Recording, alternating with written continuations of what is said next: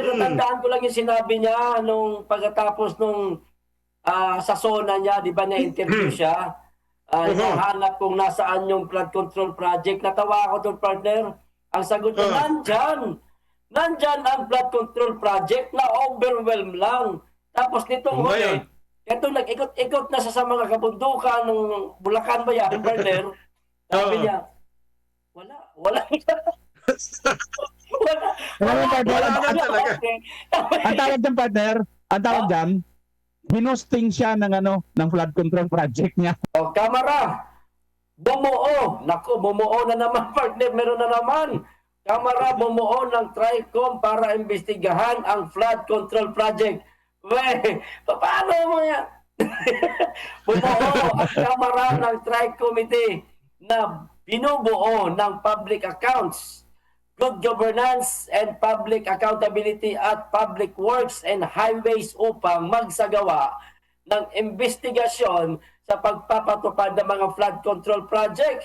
Ayon kay Representative Rolando Valeriano, tama lamang na simulan ang naturang pagsisiyasat, samantala itinanggi ni Oriental Mindoro Representative Arnan Panaligan na may kinalaman siya sa pagbuo at pagpapatupad ng mga proyekto sa kanilang probinsya matapos lumabas ang kanyang pangalan sa presentasyon ni Senator Panfilo Lacson kaugnay ng mga questionable flood control projects. Ang tanong, mga partner, kung malinaw na walang direktang papel ang mga kongresista sa pagpapatupad ng flood control projects, bakit madalas silang nasasangkot sa mga aligasyon ng anomalya at dapat ba silang managot sa mga proyektong pumapalpak sa kanilang distrito?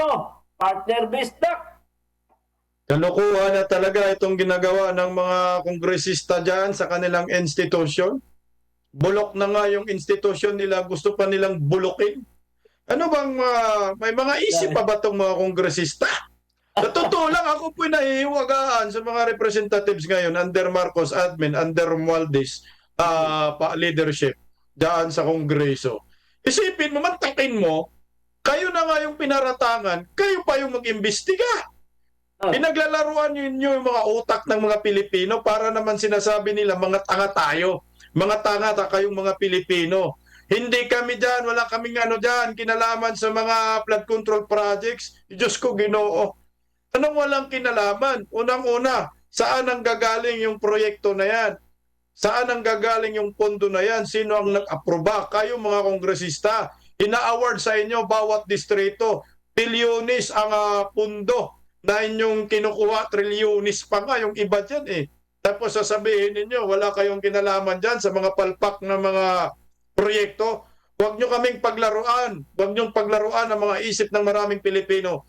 Kakaloko po mga kabisdak dahil nga, ang mga kapartner, dahil nga, itong mga inaakusahan ngayon, gusto nila maglilinis sa kanilang bakuran. Self-serving tawag dito. Dapat sila ang mangunguna, manawagan na magkaroon ng independent body. Hindi yun sila mag-imbestiga sa sarili nila. Parang ganito, nagnakaw ka, inimbestigahan mo sarili mo sa pagnanakaw, ang tanga natin kung gano'n. Anong magiging resulta yan? Hindi pabor sa kanila, alam nga naman, ikaw nag-iimbestiga, ibabaon mo yung sarili mo. Di ba? Lilinisin mo yung sarili mo. Ang tawag dyan, self-serving, ang tawag dyan, pagtatakip sa tunay na issue at tunay na mga sindikato dito sa flood control na ito. Itong presidente rin natin, dapat siya ay pumara dito at pagalitan niya yung pinsan niya. Ay, tumahimik ka kayo dyan, mga kongresista, mga kwanggol kayo. Sabihin sana niya ba, baka kayo magawa niya ng sarili ninyong investigasyon, mga hunghang. Bakit kayo mag-imbestiga kayo sa sarili ninyo? Anong masasabi ng maraming Pilipino dito? Hindi naman siguro mga illiterate ng mga Pilipino na sasang-ayon at papayag dito sa kagustuhan ng mga kongresista na sila ngayon ang pinupuntarya, inakusahan na naglimas sa kaban ng bayan dahil dito sa maanumalyang sindikatong notorious patungkol sa flood control projects. Nililimas ang pundo, kayo ang nag-aproba, distrito ninyo na kinabang sa proyekto, tapos maghugas kamay kayo ngayon? Ano, kasalanan ng DPWH? Hindi, pagkatapos ninyo mag-enjoy sa pira ng taxpayer ngayon, bumapalpak kayo, nahuhuli kayo, tumatanggi kayo, hugas kamay na kayo, at nagtuturo na kayo. Dapat sa inyo, ikulong kayo. Magpasa na lang kaya kayo ng hukom bitay laban sa makurakot. Partner Bemar. Bimar. Ay nako, mga partner, ano? Alam nyo, nakita ko dito, parang naalala ko tuloy yung kasabihan natin nung araw na walang magnanakaw na nagpapaalam muna bago magnakaw. Tama. Dito sa ating mga kongresista, mukhang nasira yata yung kasabihan nung araw kasi dito alam na alam talaga na nagnanakaw sila eh. Alam ng taong bayan na nagnanakaw eh. At may ebidensya. Nung mga ebidensya, mismo ang ating Pangulong mahal na mahal ni KPL, si PBBM, na nakita niya talaga ito sa kanyang dalawang naglalakihang mata para paminsan-minsan nga lang medyo sumisingkit Ngayon mga kapartner, sinasabi niya rito no, walang project pero nakuha na yung pera, tapos na ang buto-buto. Ito yung maliwanag na ang mga magnanakaw nagpapaalam na po sa panahon ng administrasyon na ito. At itong mga magnanakaw ngayon, sila ngayon yung mayroong guts or lakas ng loob para imbestigahan ang kanilang mga sarili. Anak ng titing. O sige, payag na tayo. Pwede, pagbigyan natin ng kanilang mga hilig. O sige, padala nyo, imbestigahan nyo dyan si Yorme Isko Moreno, si Mayor Magalong, sino pa ba ang mga nagsasalita about dito tungkol sa mga flood control projects na ito, na project ng mga DPWH, mga partner. Isama niyo dyan kasi doon pa lang sa Maynila, mga partner baka hindi pa alam ng karamihan. Ito pa lang si Joel Chua, ay itong si Valeriano, congressman, dito nag-umpisa sa kanya yung impeachment kay Vice President Inday Sara Duterte. Ito yung nag-privilege speech na dahil doon sa kanyang unang privilege speech na yon, doon nag-umpisa ang investigasyon kay Vice President at eventually naging impeachment na laban kay Vice President Inday Sara Duterte. At very ironic naman na isipin na ito ngayon ay nasasangkot dyan sa Maynila patungkol dyan sa mga project na mga flood control na may mga sinasabi di umano may mga depekto. At ito nga ngayon ay 3 taon na partner 22, 23, 24, 25. Sabihin natin 23, 24, 25. 3 taon na kayo dyan. Ano ang nangyari sa pera ng bayan? Tapos ngayon kayo pa ang malakas mag-imbestiga. Sige, payag kami dyan. Isama nyo yung taong bayan at siguraduhin ninyong mananagot talaga. At sana nga partner, maghamunan talaga doon na mismo, pusasan ang mapapatunayan. Kasi kita naman, may ebidensya naman tayo. Andiyan mga detective. Ang kanilang mga ginagawa mga partner. Partner, bago ako magtapos, mayroon lang akong kapiraso. Alam mo ba mga partner sa Bisaya, ano ang meaning ng DPWH? Ano partner? Dagang project, walay human? Yun daw mga partner, ang meaning sa Bisaya, daghang project, why human? Kasi DPWH. Sa Bisaya lang yun ang joke mga partner. Joke lang daw yun. Sa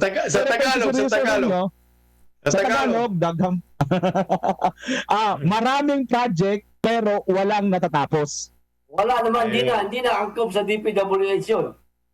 Hindi, tinagalog lang natin. Para maintindihan ng mga Tagalog. Okay.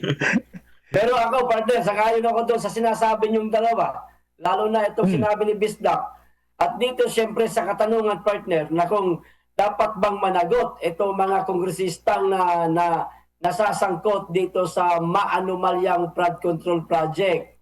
Total, Mr. President Bongbong Marcos na mahal ni Bisdak at ni BMR, total, pinangalanan nyo na lang din po ang yung 15, Mr. President, samantalang kung hindi ako nagkakamali. Sisko sa akin, Bay, Sisko. Sisko sa akin, ikaw kay PBBM. Hindi ako nagkakamali. 67 lahat itong mga kontratistang kongresista di umano. Yung 15 pinangalanan nyo na dahil sila itong may pinakamaraming mga nakuhang kontrata sa DPWH at tumibati-ba di umano ng bilyon-bilyon. Mr. President, na mahal ni Bistak at ni BMR, baka naman kasuhan nyo na sila kayo na po mismo ang gumawa ng paraan para managot itong mga kawatan na mga buaya na mga kongresman na nasasangkot dito sa maanumalyang flood control project. Kumilos na po kayo, Mr. President. Ipakita nyo po na meron kayong tapang at taliwas sa mga sinasabi ng dating Pangulong Duterte na kayo ay weak president. Yan lang mga partner. Partner, gumagalaw naman yung mahal mong Pangulo ah. Di ba? Pumunta siya sa, saan ba yun? Sa Baliwag, Bulacan ba yun? Partner, Naghahanap siya isingit ko lang. Naghahanap ba siya doon ng naghahanap ba siya doon ng flood control project na sira o palpak o baka naman naghahanap lang ng gagamba yun, partner? Nasa sagbutan, partner eh. Nasa sagbutan eh. Naglakad mag-isa, partner. Akala ko nga, tatalo na sa bangin eh.